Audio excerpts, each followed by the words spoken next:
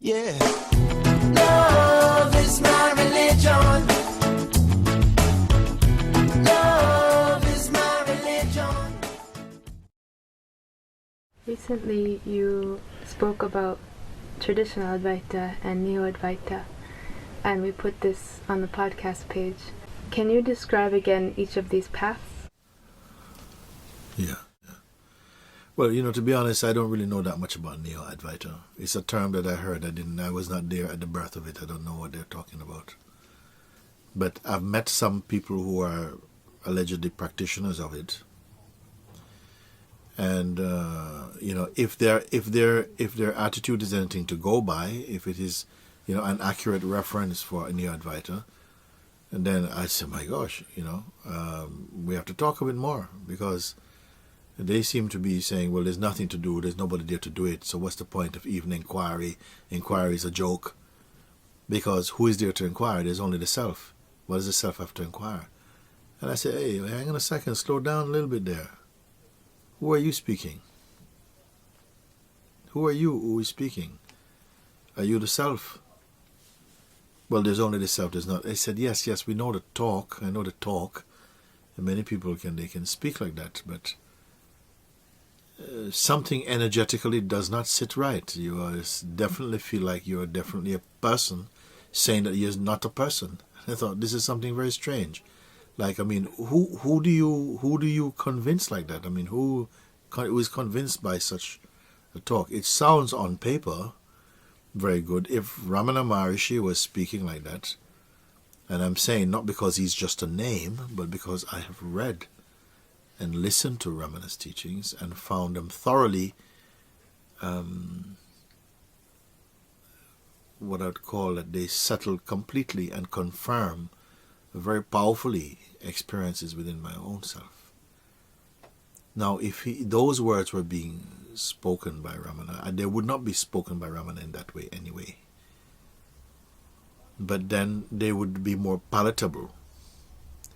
But just to hear somebody saying there's nobody there, who is there to realize? It sounds fine, and it does catch quite a few people, especially those people who have not really entered into the experience of seeing, but who are more sort of switched on by this type of talk that sounds so comprehensive that there's nothing to do. And you have to be careful here, because it can be very, very attractive to the ego to feel there's nothing you need to do. And what about ego? There is no ego. Ego does not exist. And yet at the same time, in your life, it is very clear that some egoic identity is present, denying its own egoity. This is very dangerous play for me. So, in one point I can say the words, as far as words are concerned, is true, largely, but they don't equate to the experience itself. And so, in the end, it's the experience that matters, not the teaching. A teaching is completely useless unless there are practitioners who somehow has recognized or has grasped the teachings so that they become experienced. Otherwise, you cannot just keep believing something. It has to be also experienced.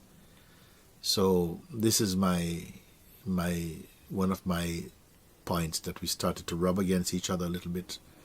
Of course, what the Neo-Advaita groups, the ones who I have met, what they say, something is refreshing about it, because they like myself also point to the immediacy of truth, that it is here, it is what we are.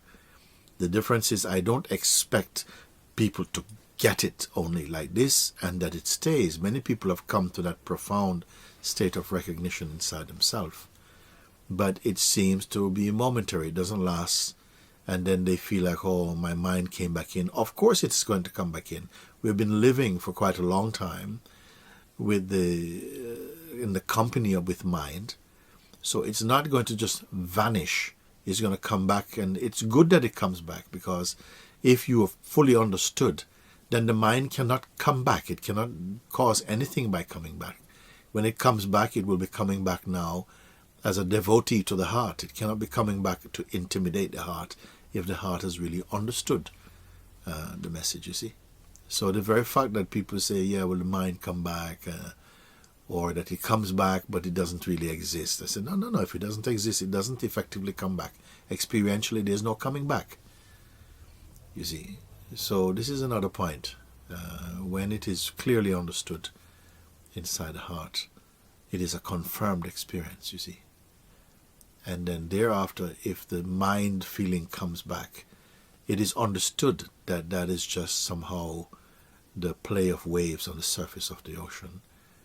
The ocean being, which is now not a belief anymore, but a confirmed truth, remains without any, it's not upset by any play on the surface of the being, such as the movement of emotion, of thought projections, or any kind of other kind of phenomena, whether you may call it depression and so on. This is redundant. This is finished now for that. That is as far as the Advaita, Neo-Advaita, apparently Neo-Advaita movement are concerned. We can talk more about that.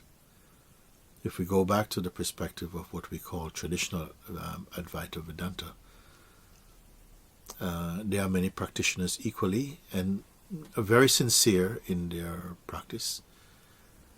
There are many people in this field who try as best as they can to follow Ramana's teachings in the heart. For the most part, they approach with tremendous integrity the inquiry. What I've found, however, is that there seem to be almost a dedication to the practice, and I'm wanting to see the fruit of the practice more, because you can get tied into a kind of practice and the practice itself becomes the fruit. And I've seen people who enjoy immensely to go and sit in Virupaksha cave or, Skanda ashram or something like this. And I've been there myself. It is a beautiful space to sit. But if it is only about sitting in a cave, you cannot spend, well, some people can, but not most people are not going to spend the rest of their lives in a cave.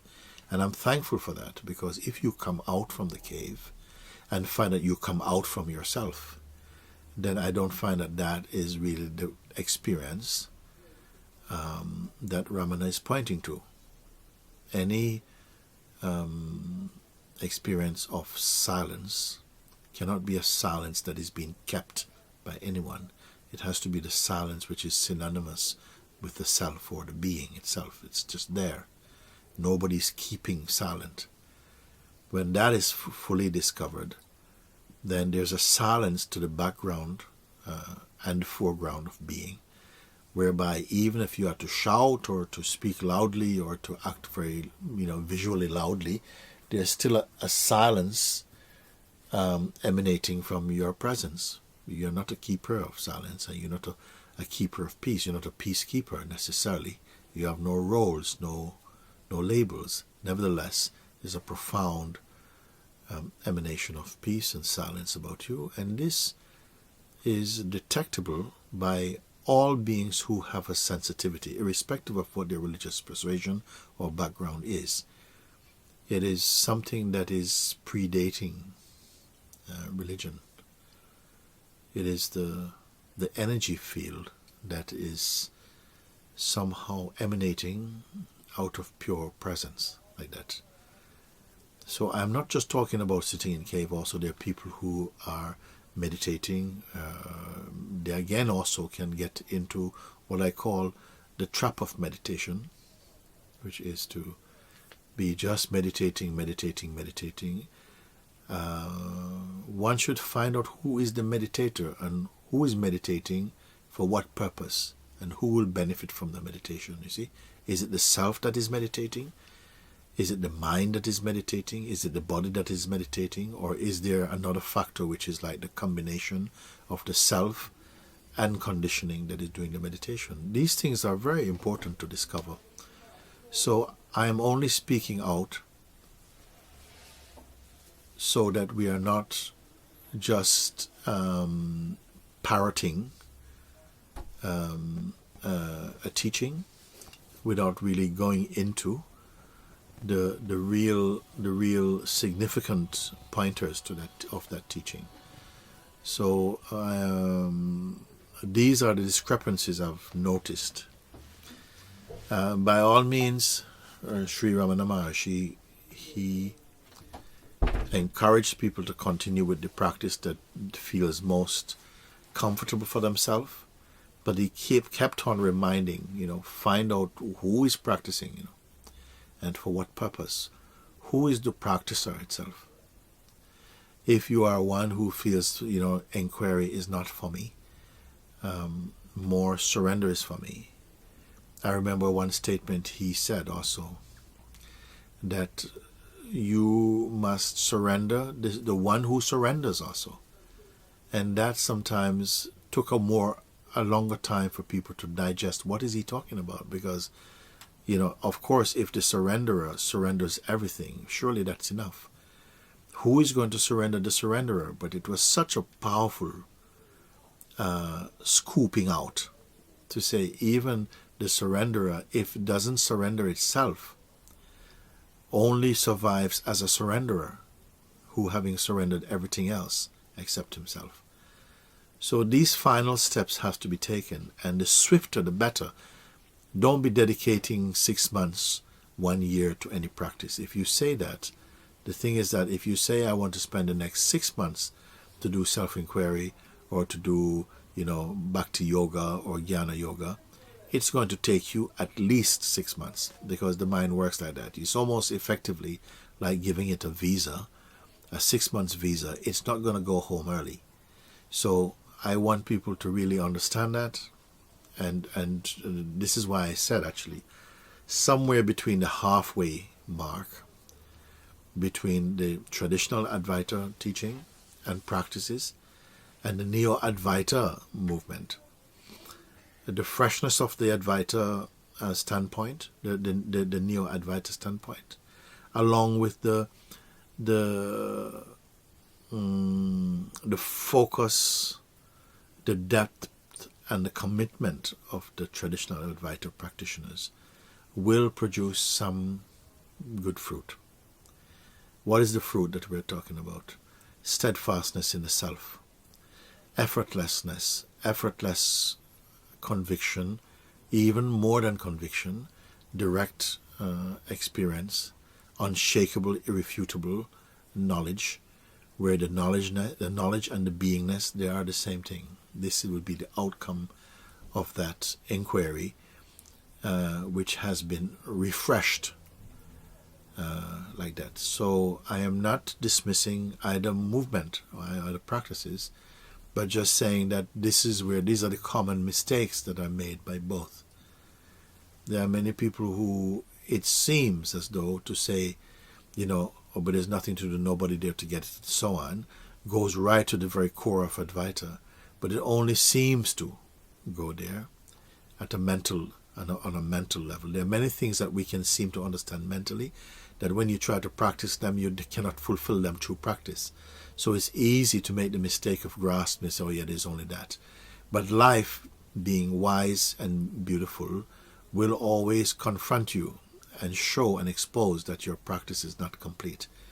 Because if you say there's nobody there at all, but then next minute you're suffering from the breakup of your relationship or the loss of money or something like this, then it shows you each time that there's still someone there. There's still this sense of personal presence behind the whole thing, pretending to be a non-presence or a non-entity or something like this.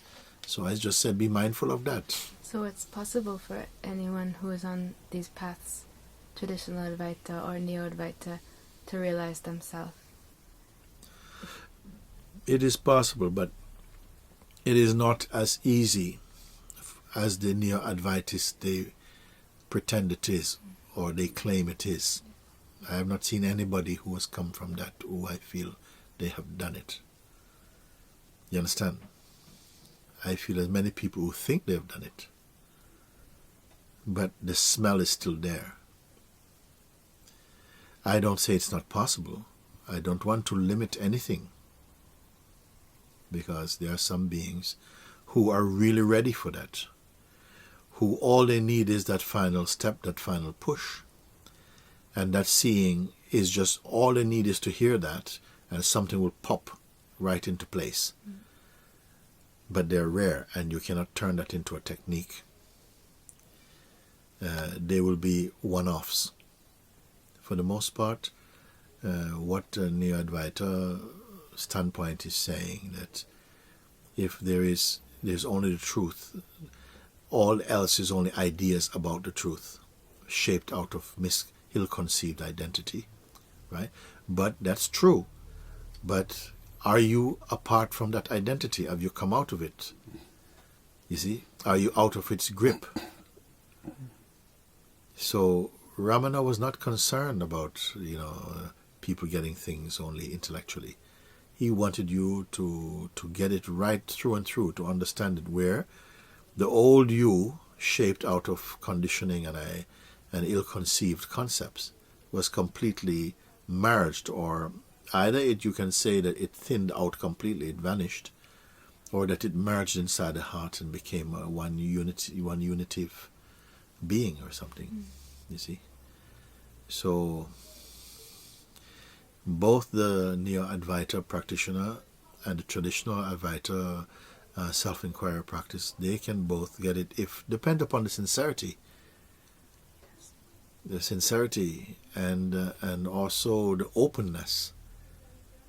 You see? Because it seems a bit ridiculous that something which is so simple and so clear is found to be difficult, and the only difficulty that stands in the way, the only thing that stands in the way, is the ego itself. And so it's no use one saying, oh, there's no such thing as ego, and then clearly, like we say, the ego cannot smell its own breath. So you're denying the sense of ego, yet at the same time you exude ego. Your odor is ego.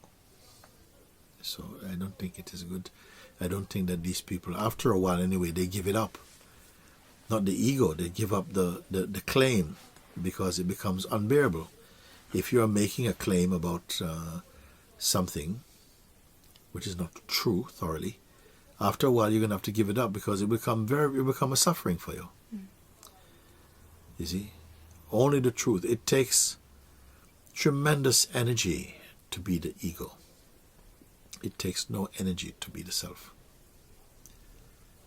So the fruit of that correct inquiry is, at the end, you're again in your effortless being. Not pretending, not keeping up, not sounding great in front of your spiritual friends, but all those are gone for you. You're not the same old, mind is not the same old regime anymore. It's been completely baptized inside the heart, the energy of the heart, and it's pure again. They're working in pure, perfect synchronicity. You had mentioned something like those in the path of traditional Advaita tend to take themselves too seriously. Can you expand on that? I was just joking, really, not so much. They do sometimes take themselves too seriously. I said this because I've met a number of them who was arguing fiercely, and saying that, it's not so easy like you say. I said, it's true. It's easier than I say. You understand? It's not even easy or hard. It's just is. And if you insist that only a practice can reveal that which a practice cannot block, then you create these artificial barriers and distances, actually. I'm not saying that there should be no need for practice. Practice is going to be necessary. Practice is authentic up to a point, but only as is necessary. I gave the example that if your car has not been driven for a while and now the battery is dead and you need to go to work, you're going to have to push start it. If you don't have somebody to help you in another way, you have a few people around, you have to push start it, and that push start is effort. And you're going to push and pong, pong, pong, pong, and boom. As soon as it fires up, you can stop pushing. And in the same with the self, in the beginning you're going to be pushing. With some effort, pushing means effort. because the mind comes in and distorts your intention and brings in doubts and resistances and so on. And there's not such any person who is exempt from that type of attack, you know. So resistances will come, maybe this is not my right path, especially if the path is right for you. You start to feel this is not good, this is too heavy, it's very mental, and a lot of different resistances come. And you cannot just fend them off with just some parroting of some teaching. Although I'm not really just making joke of that. I mean, there are people who genuinely understand it at a mental level, intellectual conviction, the whole business of the Advaita, Neo-Advaita outlook. They understand it. But the understanding itself is mental, and it's not enough. They have not want to do it. They denounce practice. They denounce, obviously, ego and identity. And these people, many of them have families, and they're hell inside their families. Some of them, they are so tight. It's like they put people off spirituality because people see them and they're so tight they cannot hug because, you know, that's kind of emotional, and they just close themselves down. That's a big sadness for me to hear about it. Because they feel, no, they've got to be so rigid, and it just gives off the feeling that they're trying to keep something up. That's not true. Because there's a peace about truth. You're relaxed, you're comfortable with yourself, and you're comfortable with other beings. You're not, you don't have to put up a shield in front of anybody, you know. You can see all the different perspectives, and you can converse in a very beautiful way for the sake of, you know, light seeing, and converse on these levels to open up and to bring light to areas that are previously kept in shadow and darkness, and set the prisoners free, set the captives free. Isn't it? You have to set the captives free, otherwise what it is? We're not here to just debate and to confront. Confront when it's time to confront, but pour light upon what is held in the shade, like that. So that is important for me, that people are given the chance to really look and to examine in an authentic way. To just deny, if you're only denying, oh, this doesn't, then effectively you're in another kind of belief system. You know, don't do this, no. Why? Because it doesn't exist. It's not enough. Even children don't accept that type of training. But many adults do, you know. We're living on rumors. But we are here now speaking about direct experience, understanding also. And it's sadly missing here, you know. Either it's been replaced by sophistication of thought, posing as real knowledge, or it's altogether disregarded, you see. But understanding brings light and space again to people. It gets rid of superstition, suspiciousness, doubt, ignorance. All of this is washed clean by the soap of perfect understanding and true knowledge. You see, about the Advaita traditional point, they themselves are more consistent. They are willing to face the often cathartic reactions that come up when you are onto a kind of what I would call some deep-rooted tendencies, as you begin to bring light towards those areas. You know, things start to come up, you start to feel uncomfortable, and maybe this is what many of these people who are practicing Neo-Advaita are afraid of, these cathartic reactions, because you don't know when it's going to stop. But it's a genuine response to looking deeply into the truth. And you burp up the stale energies, whatever is not in service to the truth, they start to come to the surface. Like I say, if there's an earthquake in the ocean, the bubbles are coming from the bottom, they come to the top, they pop and they disappear, they don't go down. So something happens powerfully, and what happens is that the bubbles of discontent, of doubt and fear and resistance, they're coming to the surface, they pop, and they create a little bit, somehow a bit of noise. But then the teacher, and you should, if you're able to be, find a teacher in whose presence your heart feels comfortable, feels good. Even if you feel uncomfortable, it can be a good discomfort. Some people know how to read these things. They feel a little bit challenged, but they know on some level this is very good for me. Stay in this place and bathe in the light and the presence of such a teacher or something, who will guide you beyond the pitfalls of the ego, and into the safe place where you go beyond these fears and suspiciousness, superstition, arrogance, egotism, all these things. They create very, very, they create trouble inside the being. The teacher has the power and the grace and the authority to drive out these forces, or to help you to see them and to walk side by side with you as you evict them through your own authority of seeing. And that. So I encourage those people who are more of the traditional perspective now, don't to be afraid also.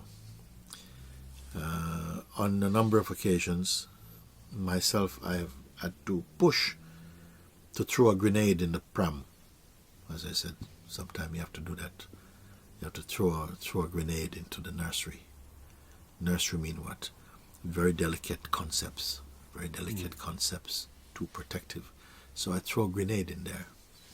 You see? And it's not a very nice image, but it blows up the place. And then somehow, when the air clears, then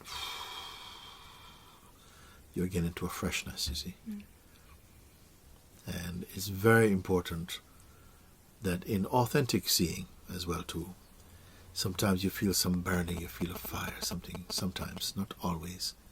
But you know something is going, you're losing your sense of, oh, I know what's going on. You really don't know anything what's going on. And that really is a blessed state. Surrender to it, just be open, and you become like a child again. You see, the mind wants to know what's going on. And the master says, not your business, keep quiet. You see? You've had enough time to know what's going on, still you don't know what's going on. Now you keep quiet. You see? And like this, peace can return again to the being. Like that. Seems like the most important thing is on this path is to have a genuine urge for truth, and also to be with someone a master who has gone beyond. If you have a genuine urge for truth, then life will arrange the right master for you. If you don't have a genuine, you may have an urge, but maybe it has some selfishness, has some different things also. It may still bring you to a very, very good master also. Depend. Nobody can say about these things. But if you have a sincere wish or urge to discover the truth, then you don't need to worry. Your path will be fine. You'll meet somebody who meets somebody, know somebody, and the next minute you know you're sitting in somebody's front room, bathing in wisdom. Because there's some people who are on the road for a very, very long time. And the others, they just walk off the street and they're walking into the room of nirvana itself. So nobody can know ahead of time.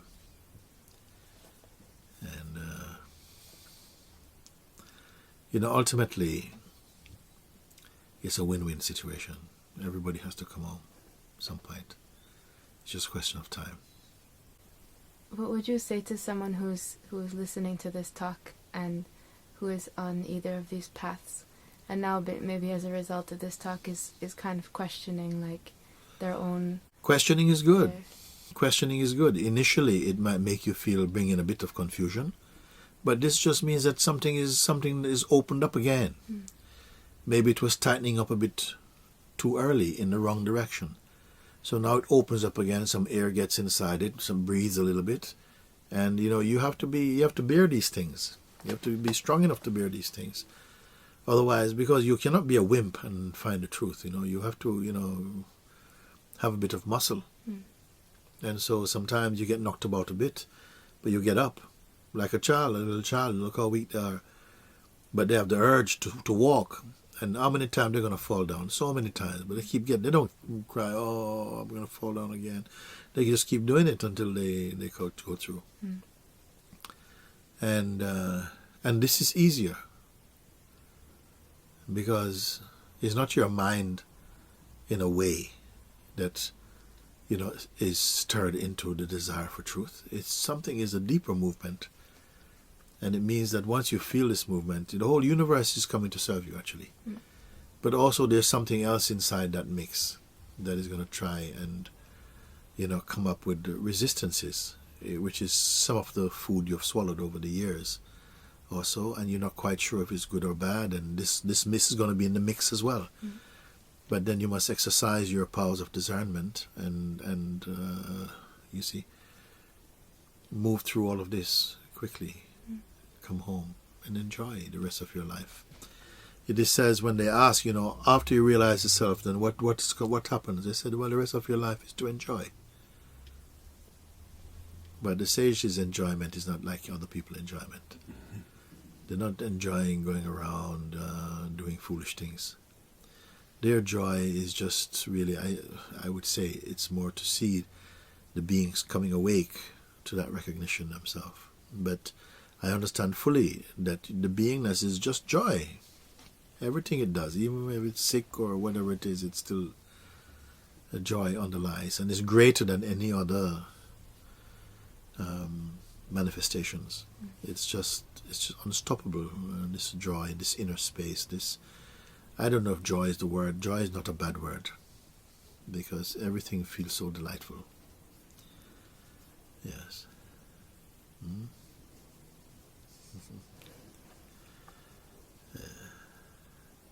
Okay. Thank you, Mooji. Thank you.